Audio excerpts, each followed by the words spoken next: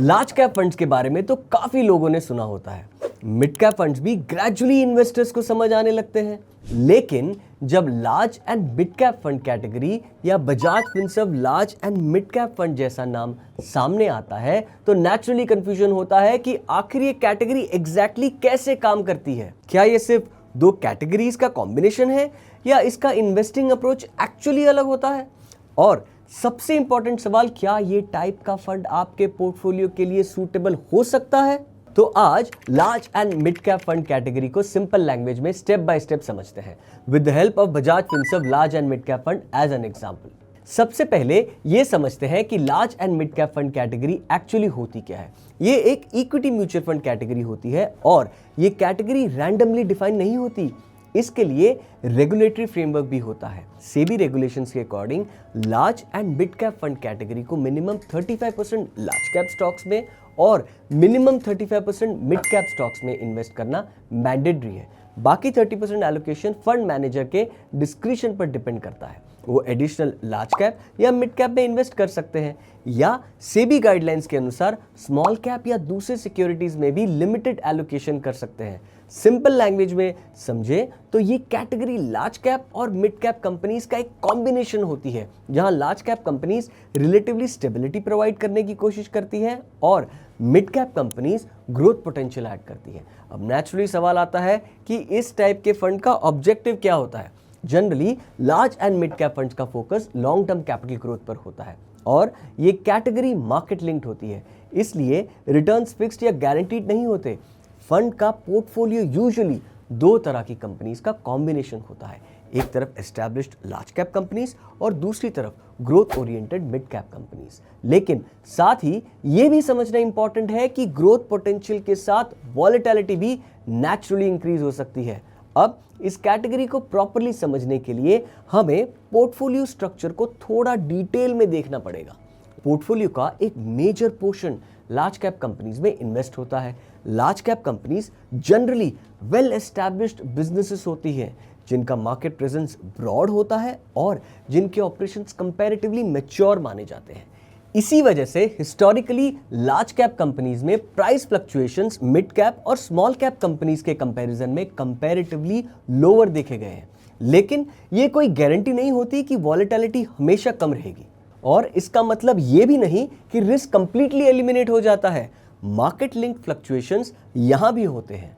Bajaj Finserv large and mid cap fund के case में आप देख सकते हैं कि as of May 2026 40.08% of large cap companies में एलोकेटेड है। अब दूसरी साइड पर मिड कैप एक्सपोजर आता है। Mid cap companies usually growth oriented businesses होती हैं, जिनको इन्वेस्टर्स अक्सर लॉन्ग टर्म ग्रोथ अपॉर्चुनिटीज के पर्सपेक्टिव से इवैल्यूएट करते हैं।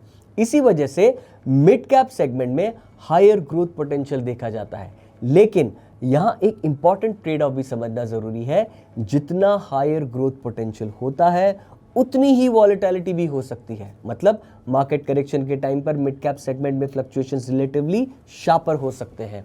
Bajaj Finserv large and mid cap fund के केस में as of May 2026 40% of the allocation mid cap companies में है।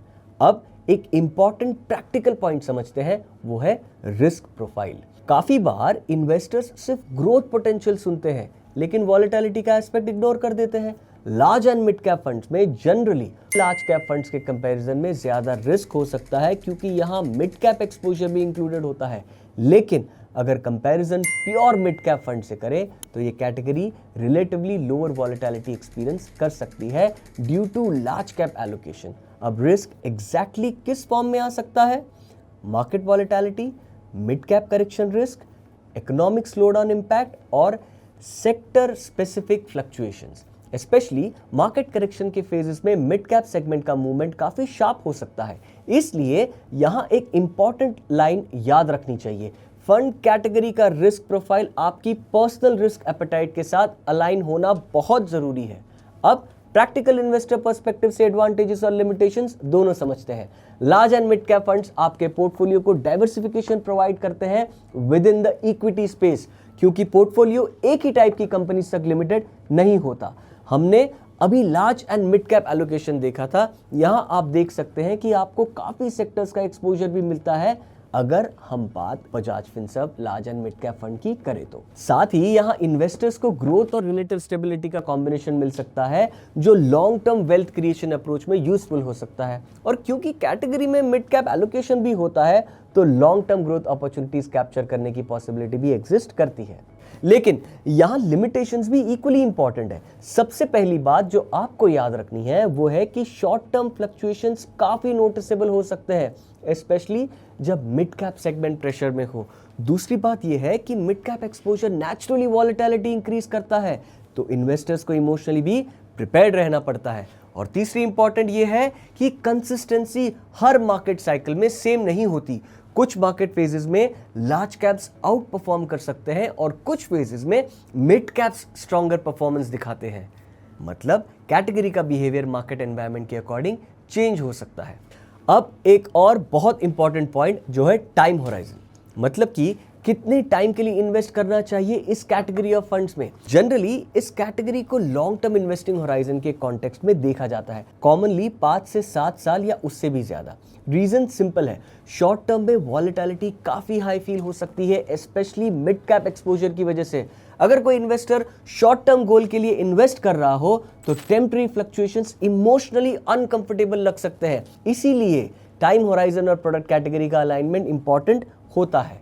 टैक्सेशन के पर्सपेक्टिव से large and mid cap funds equity mutual funds category में आते हैं, इसलिए equity mutual fund taxation rules generally applicable होते हैं। और इक्विटी फंड्स का टैक्सेशन यूजुअली डिपेंड करता है आपके होल्डिंग पीरियड पर। अगर होल्डिंग पीरियड 1 साल से कम है तो short term capital gain tax होगा, 1 साल से ज्यादा पर long term capital gain tax.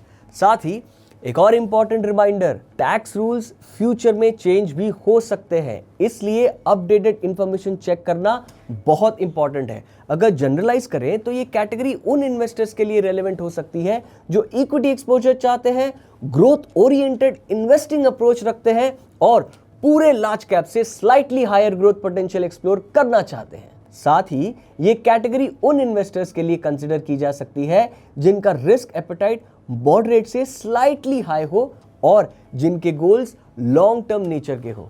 लेकिन फाइनल सूटेबिलिटी हमेशा डिपेंड करेगी आपके financial goals, time horizon and risk appetite पर। अब इस कैटेगरी में कुछ कॉमन मिस्टेक्स भी बार बार देखी जाती है।